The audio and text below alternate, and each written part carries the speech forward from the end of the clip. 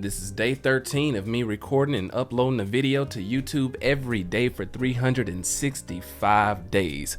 Let's get into it. Look, I'm gonna keep this short and sweet and good to eat so that I can keep you coming back every week. Today we actually going over 10 things that you should absolutely remove from your life in order to be happy. Number 1, jealousy.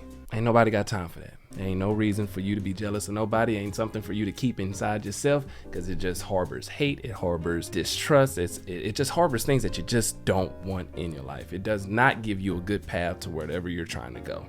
I don't need it. So you can leave that and throw that away in the trash with the rest of the stuff that you don't need. When you're jealous of someone else's life, like, you start to compare yourself with theirs, and comparison is the thief of joy. Number 2, people pleasing. And it's okay.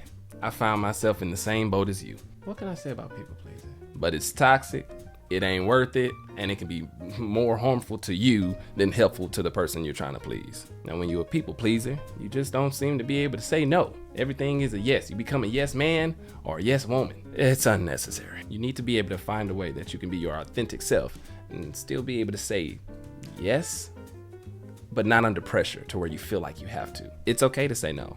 In fact, I've learned to say no because I have kids, and that is not one of the greatest words in my vocabulary. I could say no so good, and somebody should ask me a question right now, and I'm gonna probably say no to it, just to practice. Number 3, and I hold this in high regard, excuses. I do not do excuses. I'm not saying that people don't have good excuses or good reasonings for either doing or not doing something, but you don't need them. And you'll find yourself just over-explaining. One of the reasons I just don't like excuses is because they're just another way for you to define or validate your own reasonings for something like self-doubt. The reason you're not doing this is because of that. The reason you didn't do this is because of that. The reason you did this was because of this and that. Look, I mean, it is what it is. Just own it. I like how this says it right here. It says excuses are reasonings your ego gives you to stop yourself from getting out of your comfort zone and from failing. Number 4, limited beliefs. If you're anything like me, you came from an environment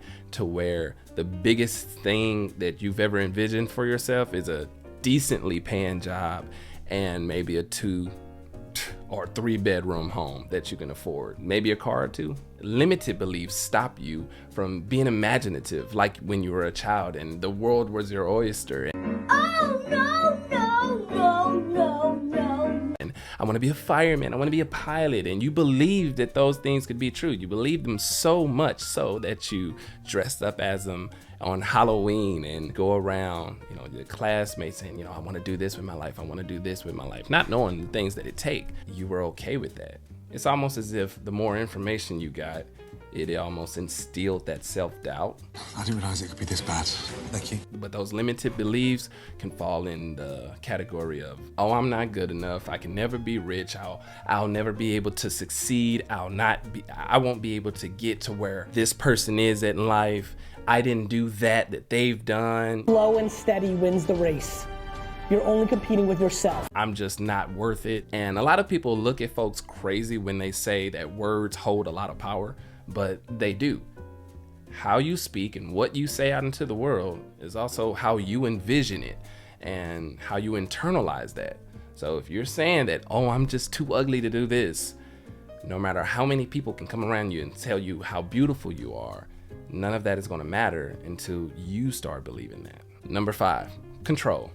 Give it up. You cannot control everything. At this point, I'm just speaking to myself. How you want to have things done, your way, my way, because it's the right way, is not the right way. Be open to others' input. Be okay with learning something new. Be okay with not knowing something and being able to say that. It's okay to say you don't know. It's okay to not know. It's also okay to not control every aspect of a situation, of a conversation, of an interaction. It's going to be out of your control. Give it up. You don't need to have that. Everything doesn't have to be micromanaged. Number 6, the fear of failure. Fail big.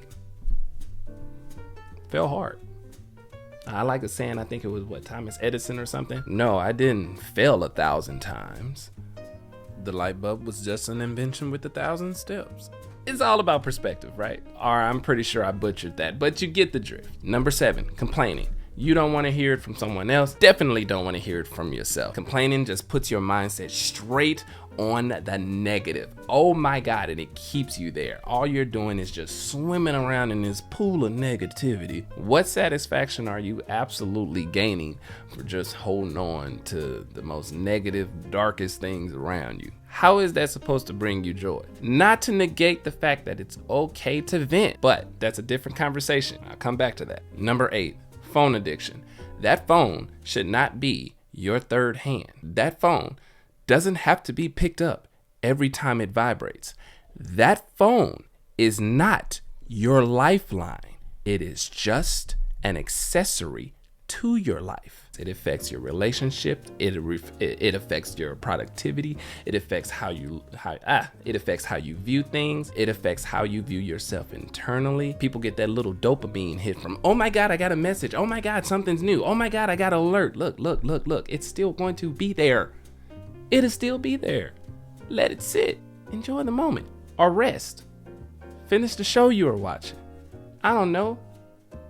Or if you're like me, finish the piece of chicken that you was macking on. Because I'm going to finish my piece of chicken in peace.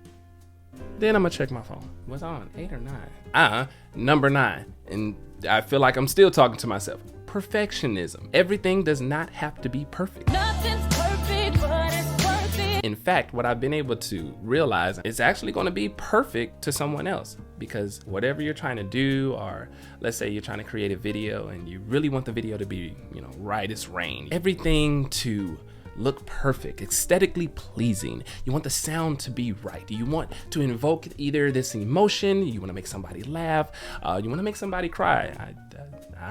Whatever it may be, and you don't want no one else to see it until it's perfect. So you're trying to get this little thing here and that little thing there. You're doing all this, spending all this extra time, and for what? To make it perfect in your view? Well, guess what?